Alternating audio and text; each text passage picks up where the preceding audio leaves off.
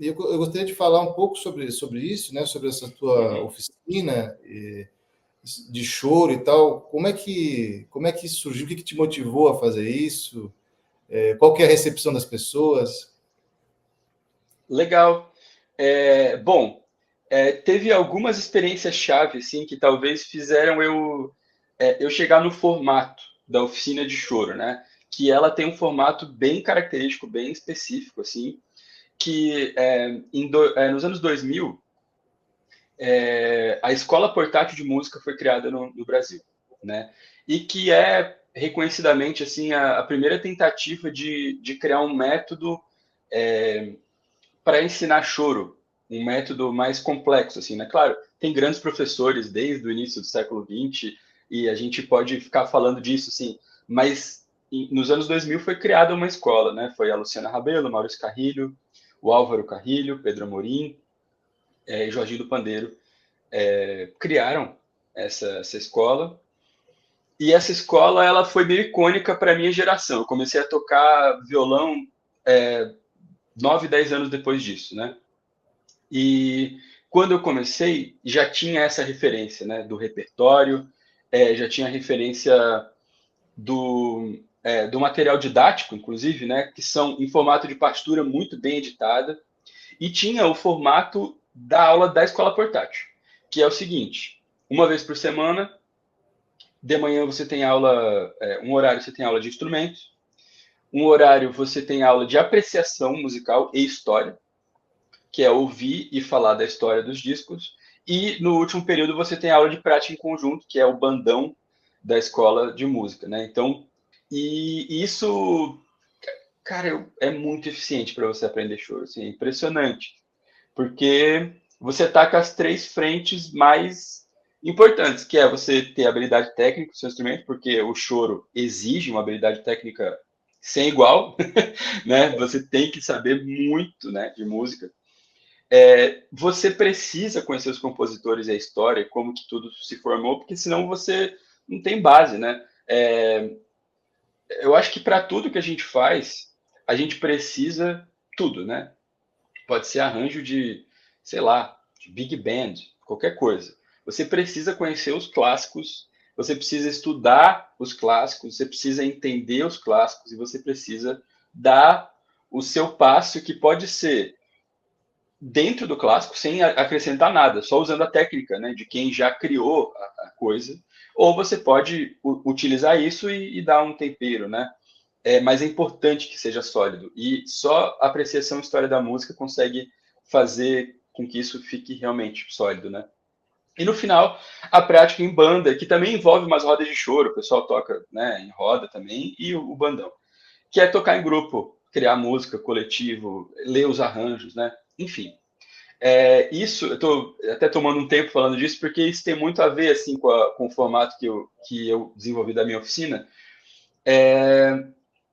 Eu depois fui morar em Porto Alegre para fazer faculdade, e lá eu fiquei envolvido com o pessoal do núcleo do Samba e Choro, oficina de Samba e Choro de Porto Alegre. O núcleo é em Buenos Aires, a oficina é em Porto Alegre.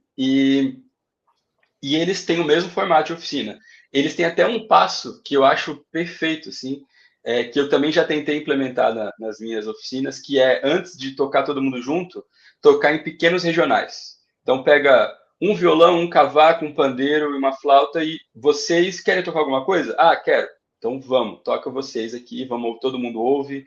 Ah, outra pessoa, troca o solista, fica o violão, né? E eles fazem isso. E esse, assim, isso tudo foi influenciando. Eu fiz parte um pouco disso, é, frequentei bastante as oficinas, ia lá, tocava com o pessoal sempre muito receptivo. O Matias Pinto era o coordenador, ainda é o coordenador de quando eu estava lá. É, e quando eu voltei para Santa Catarina, fui morar em Florianópolis, eu recebi um convite do Geraldo Vargas para dar aula na Escola Portátil de Música no núcleo de Florianópolis. Então eu tive minha terceira conexão com esse formato, agora sendo professor da própria EPM, né, de Floripa.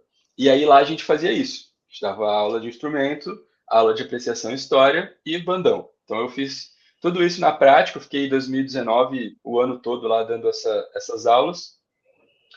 E aí, enfim, pandemia, passou um tempo, e eu decidi, quando eu voltei a morar em Itajaí, eu decidi que eu queria voltar uma movimentação do choro para a cidade, assim, porque quando a gente estava lá no conservatório, né, Gandhi, tinha o núcleo de estudos do choro, tinha roda de choro no mercado público, enfim, por toda a cidade, né, tinha um pessoal que movimentava muito, o Lenildo Gomes, bandolinista que veio do Rio de Janeiro, ele trouxe uma cultura de roda, assim, que era efervescente, né, e a gente se puxava para fazer tudo acontecer, né, e ficou uns anos em Itajaí sem roda. O pessoal focou na parte de didática, foi fazer especialização e tal, e a cultura de roda, de tocar em roda, aprender com a roda, ela se perdeu em Itajaí por esse período, né?